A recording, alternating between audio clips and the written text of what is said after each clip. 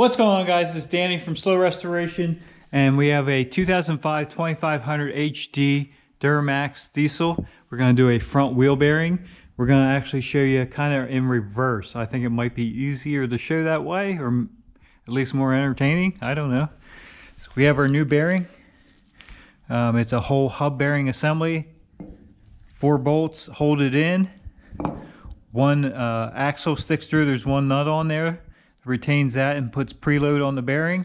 You have one electric sensor that goes in right at the top there, and that is for your ABS.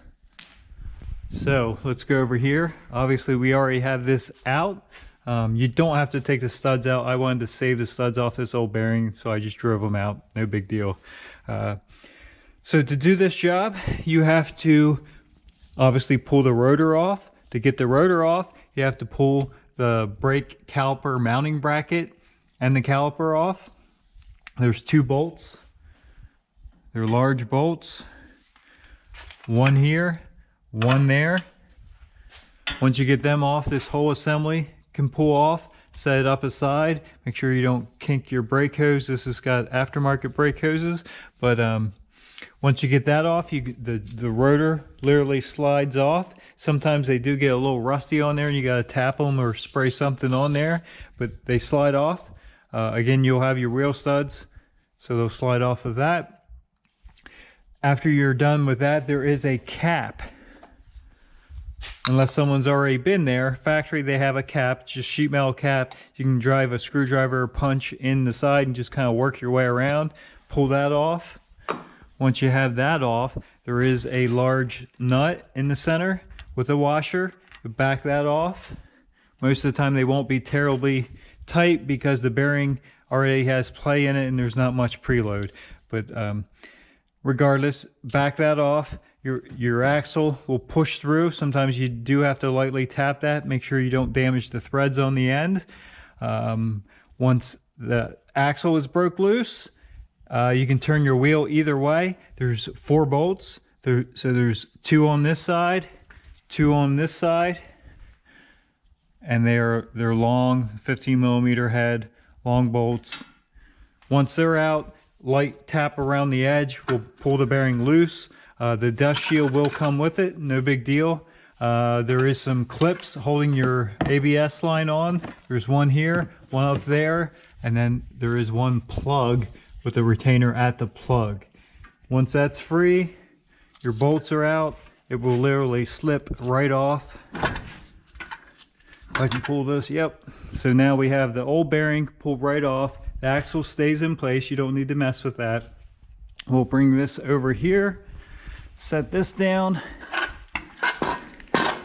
We'll pull our dust shield off. We need to put that back on, don't forget that. I have unfortunately put these together and forgot these.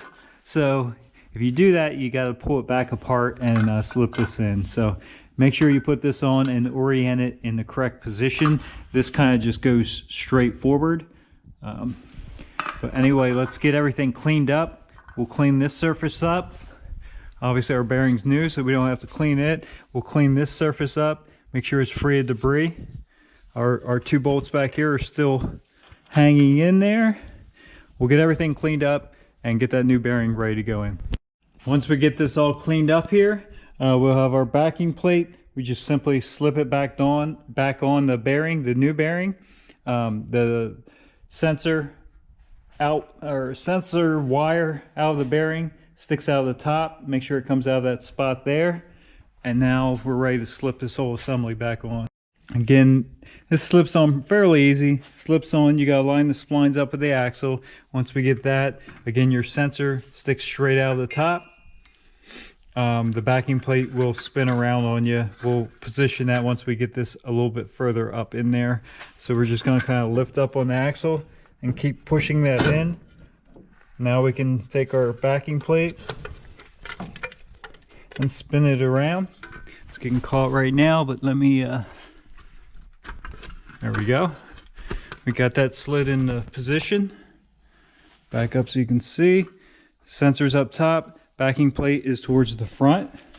Now we'll keep pushing this in and that'll line up. Now we can actually start our bolts through, get them started, and kind of do a crisscross pattern, pulling that bearing right into place. All right, once we have those 4 bolts torqued down, the bearings actually installed. Now we'll take our nut, our washer, and our axle nut. They do recommend replacing these.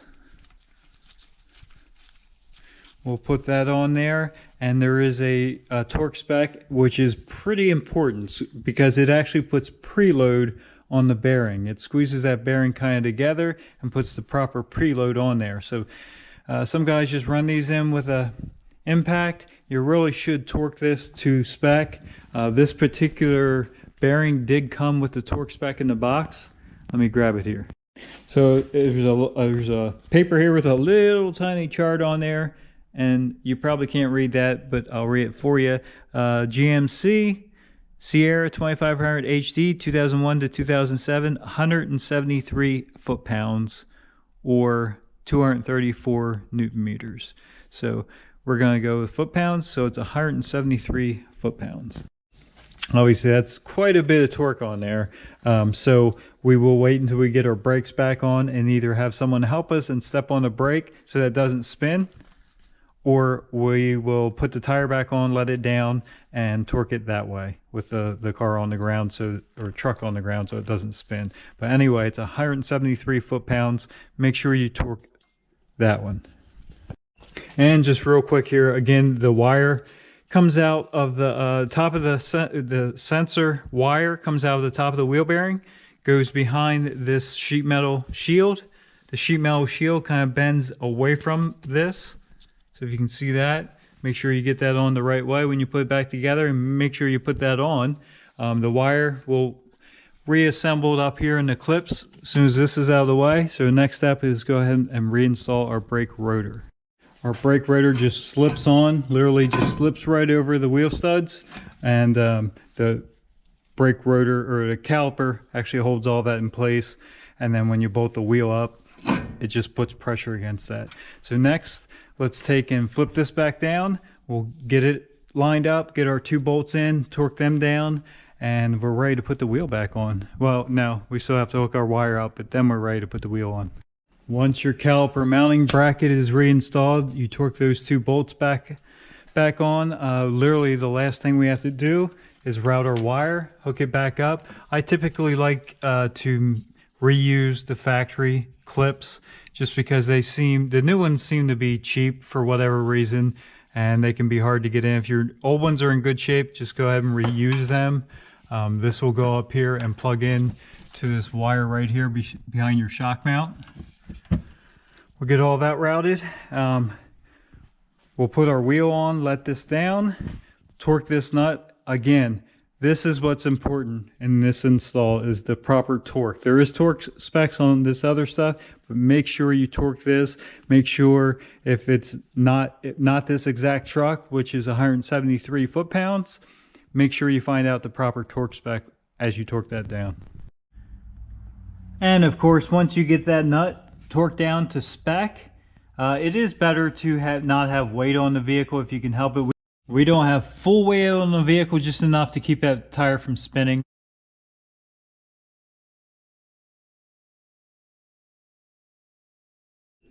We're turning this LY6 down, and it's pretty crusty on the outside, but look how clean this thing is on the inside. It's coming apart anyway, so I'm not worried about if a little bit of dirt drops down, because we're probably going to send these heads off. They are square board heads. We're probably going to send them off and have Texas Speed do their thing on it. But it is really, spotless inside.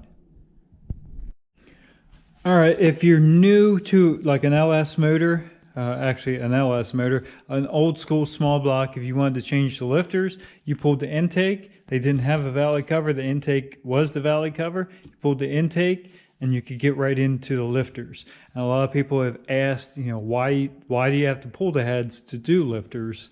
Well, let's pull this valley cover off and look inside.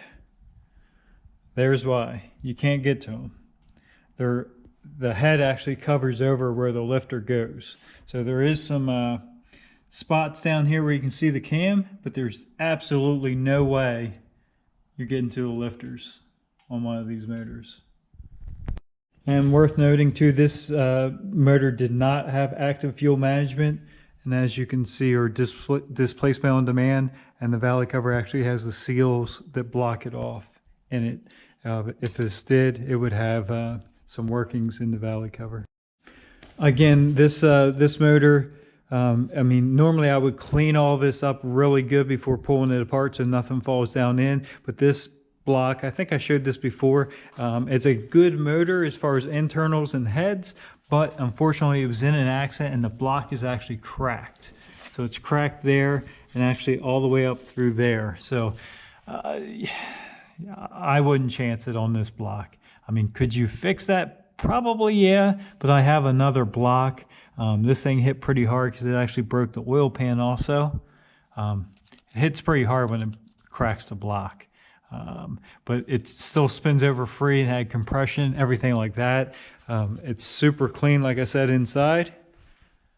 So we're going to pull this all apart, take the 4th gen internals, swap them over. The block I have is a Gen 3. So that's doable. There's a conversion kit to do that. This one did have variable valve timing. We will delete that. We are obviously going to put a Texas speed cam in there, and we'll do the 3-bolt cam gear. Delete that. So they saw another front cover with the cam sensor in there, in the cover, but it deletes this variable valve timing. What do we got going on here?